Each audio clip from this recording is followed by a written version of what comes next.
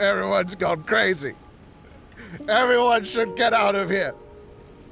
We'll never wake up. But I was right, my precious. You are invincible. Precious? What's his precious? A miracle machine. Definitely not impossible. I think he's referring to that machine. What a drunkard. Oh, goodness. The smell of alcohol. Main Fräulein, please allow me to fan the fumes away with my wings. Oh, excellent. Please, fan them away from me, too. Certainly. I've checked the surroundings, but there's no one else here. Isn't that strange? The Fatui is a big organization, but he's the only one left at this camp. What's more, we didn't even see him the last time we were here. Even the larger gentleman from the first time is missing. I think they must be hiding somewhere. As for why they may be hiding, I'm afraid we'll have to ask him. But he's as drunk as tone-deaf Bard! Should we wait for him to sober up? Cleanse him with the holy spring of punishment. Main Fräulein means to splash him with water. Ooh, sounds like a good idea! Let's try.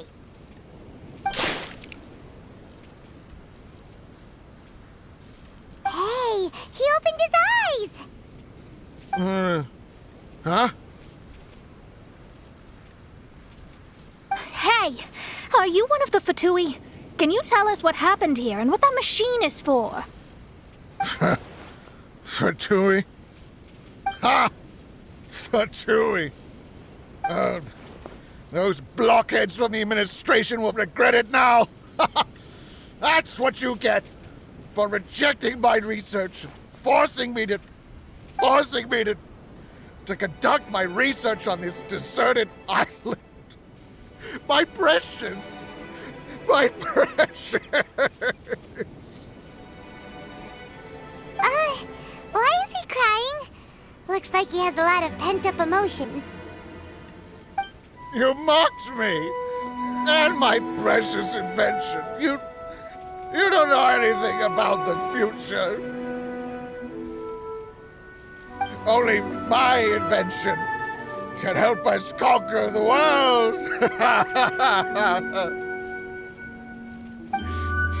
Idiots! Such idiots! Ow! Don't hit me! I won't blow up the lab again. I'm sorry. I didn't mean to. This man's gone insane. There's no way we can communicate with him. He wasn't like this when we first met him. It looks like the effects have grown worse, to the point of driving him mad. My manuscript. My manuscript. Only that can save. Manuscript? Where is it? Don't yell at me. Don't yell at me. Official, don't yell at him. Then I'll... Let me try.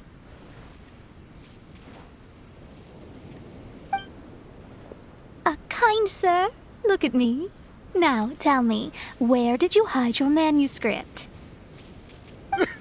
No.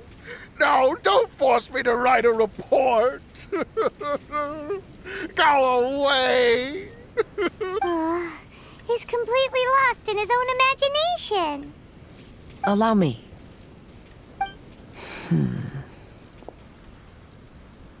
Please excuse me.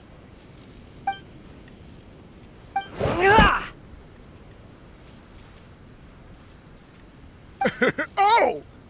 My butt! My brain is finally starting to work again. It's not a mushy mess anymore. Can you tell me where you put the manuscript? The manuscript. The manuscript is in the crack over there. Finally! Otherwise, I was gonna have to blast some of my loudest rock and roll in his ears. Kazuha hesitated for a long time before making a move. He's so nice. Everyone, let's search the stone cracks nearby for the manuscript.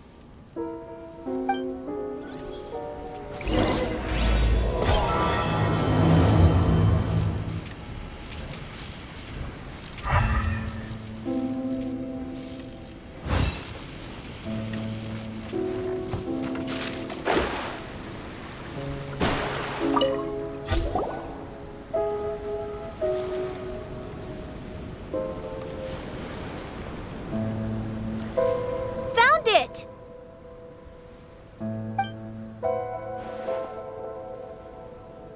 Congratulations! We found the key to solving the problem. Let me see.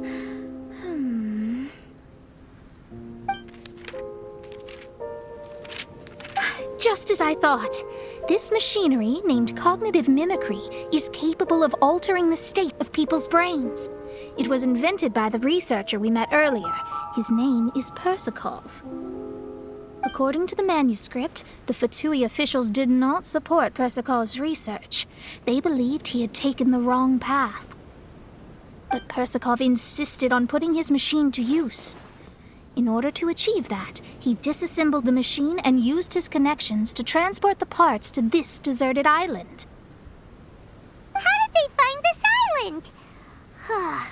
The Fatui's intelligence network is not to be underestimated. Persakov was dead set on carrying out his experiments on this island. Most of his subjects were junior Fatui soldiers who all signed a waiver beforehand.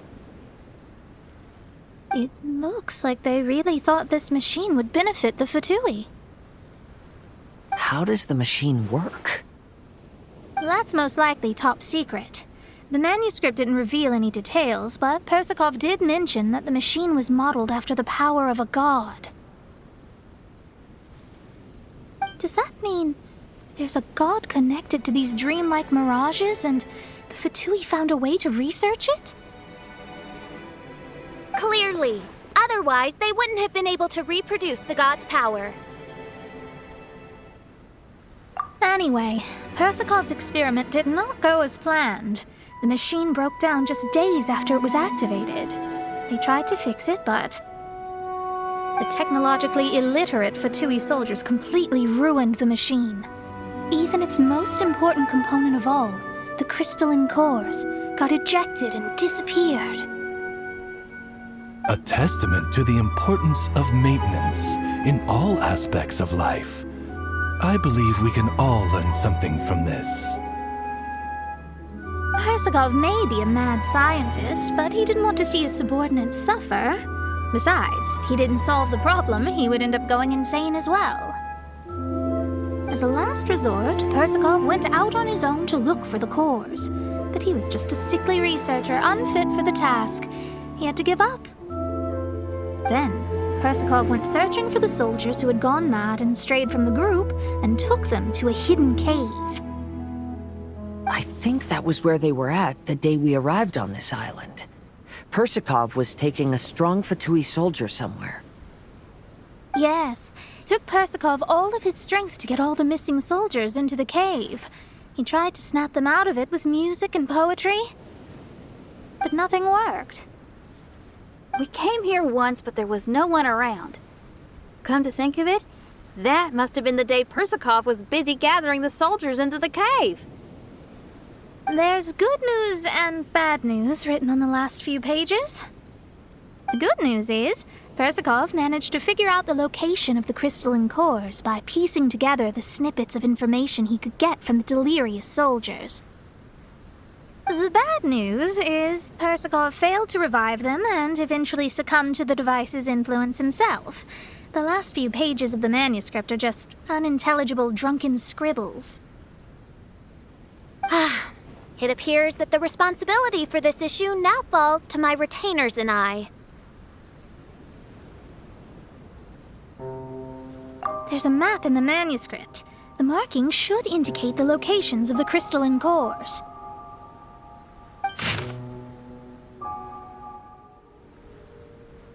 We've got no choice but to find the crystalline cores now!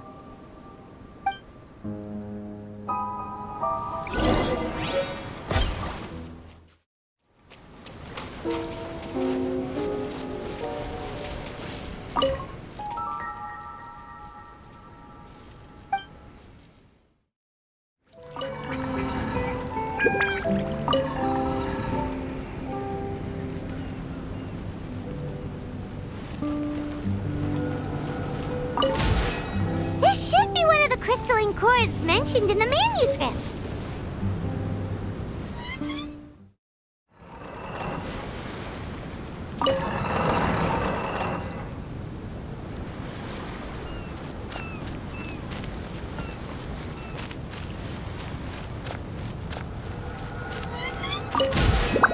Oh, and here's the second one.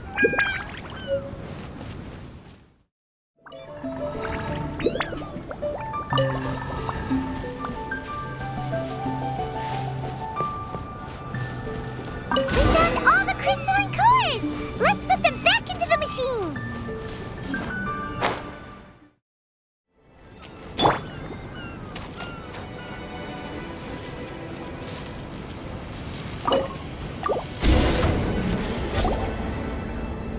We've inserted all the crystalline cores, Mona.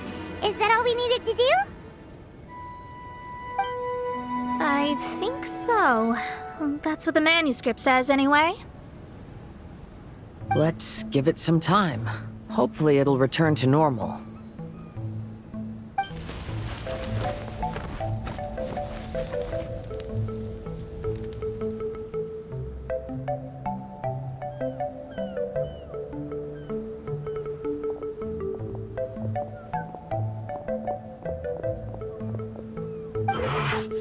Someone's in our camp. Hey, who are you people? Hold on. Look at the machine. Is it fixed? What? But Mr. Persikov is still lying on the ground over there. We're the ones who fixed the machine! Yeah, you're welcome! We could have had a nice, relaxing vacation if all of this hadn't ended up occupying so much of our time. Apologize to me and my retainers at once. Uh-huh? Oh no, I'm out of here. Hey! Don't leave me here on my own! Mr. Persikov's still there! We need to save him! Those two definitely seem a little more lucid now. It looks like we succeeded. Yay! Let's get out of here then! Paimon wants to spend the rest of this vacation back at our own camp. Yeah, but it feels like our camp now. Kinda like our temporary home. Then perhaps we should call it the Embassy of the Imanakreich and Dodoland. Huh? No!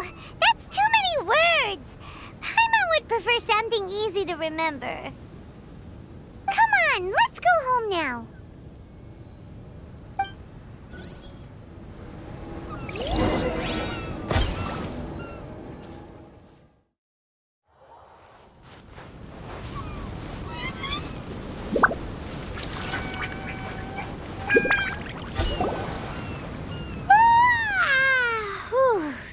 After coming home to a nice big meal, then having a long lie down, Paimon's finally starting to feel relaxed. Is the hospitality of the Imanakreich to thy liking? Paimon's loving it. Wonderful. Main Fräulein invited you all here not only to witness the arrival of our Holy Land, but most importantly, she wished that you could all relax and enjoy the summer.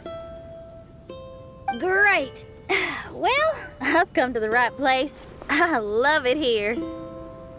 May this place become an eternal paradise. Main Fräulein says she hopes to go on more adventures with you here in the future. Of course! And you should come find me and Leah when you get the time. I'll show you around. Oh, also, My friend runs the best restaurant in Lille. I'm sure you'll love it. If you're into opera, you should go see Yunjin. She's the nicest person, and she likes making friends with new and interesting people. I'm sure the two of you will have plenty to talk about with your shared passion for theatrics. Oh? If Lady Xinyan speaks so highly of it, then I must entertain the idea. Traveler, I have a suggestion. There's a snack called roasted lavender melon in Inazuma, which goes rather well with fish. Why don't we roast some fruit and seafood for dinner tonight?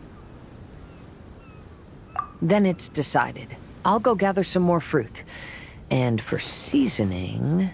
Yep, that should do it. Ah, you're all here.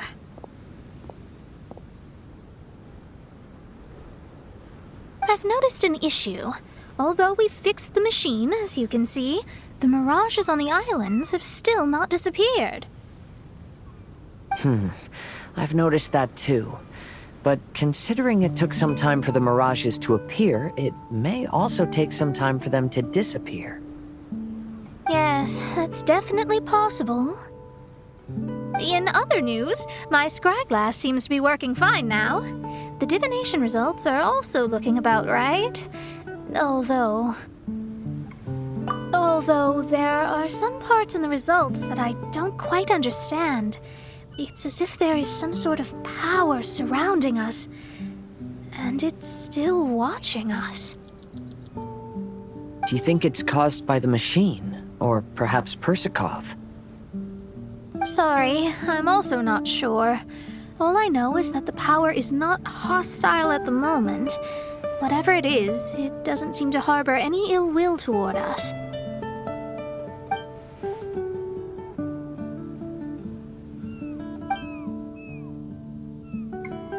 Well, although there's nothing left to disturb us and we can finally kick back and enjoy our vacation, we still ought to be cautious while we're on these islands.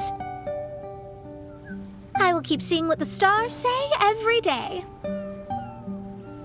I promised Fischl that I'd be her guard. I can help. Good. I'll be counting on you.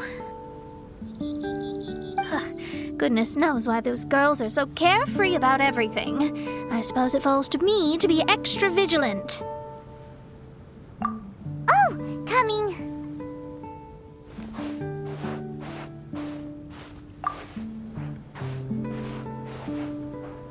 Oh, so we're gonna call the tone-deaf bard, right?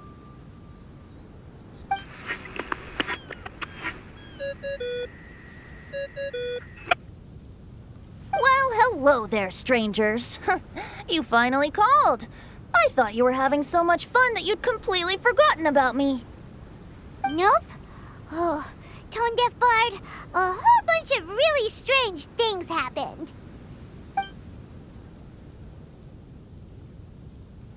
A strange machine that can imitate the power of a god? Wow. I didn't know the Fatui had plans like that. Their imaginations are truly running wild.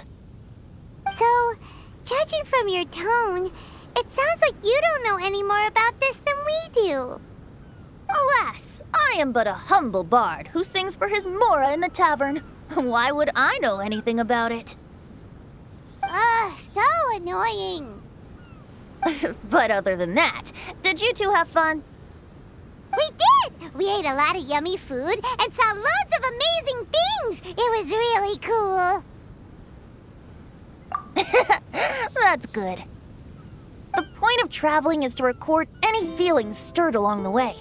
As long as you had an unforgettable experience, this journey has served its purpose. As for the mysterious voice, although we don't know who it was, not only did she not harm you, she also helped you to gain a better understanding of each other, right? If you look at it that way, maybe she meant you well.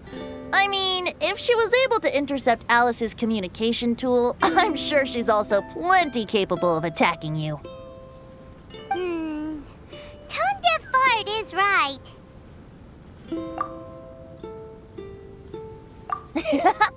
I'm glad to bring you some peace of mind. Just enjoy your vacation to the fullest. And don't forget to tell me all about the marvelous mirages when you get back. I want to record all these beautiful memories and turn them into ballads. Every summer will become an unforgettable song. Then I'll just wait for your return. Happy vacationing! If Tone Deaf Bart thinks it's okay, then maybe there's nothing to worry about. After all, Tone Deaf Bart is still a god. We should probably trust him. Let's head back. We don't want to keep everyone waiting. Hold on. Did officials say earlier that she's going to catch some crabs? Oh, Paimon wants to go too! Now you have solved the mystery. Doesn't it make you feel happy? Satisfied? Don't worry, I won't hurt you. I'm just a little bird that sometimes flies by these islands, and am now watching you from far, far away. I just so happened to sense a power here that has something to do with me. I was curious, so I landed on the beach to quietly watch everything that took place on these islands. It was fascinating. The ones who came here to work were so busy, and yet I still saw genuine smiles on their faces from time to time. And then all of you arrived later on, bringing your glorious dreamscapes and wonderful willpower. Your dreams are like the pure and delicate bubbles floating on the water. The more beautiful the illusion, the more it fascinates me. I'm not able to travel myself, but I do admire free spirits like yourself. So, I helped them design a little something for you all. I hope you liked it.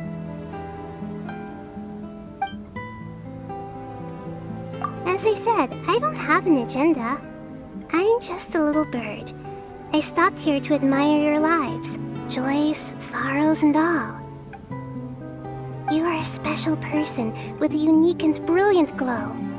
I decided to communicate with you in this way because I'm really curious about you. There's no need to wonder about my name. Maybe one day in the future, we will meet in another place.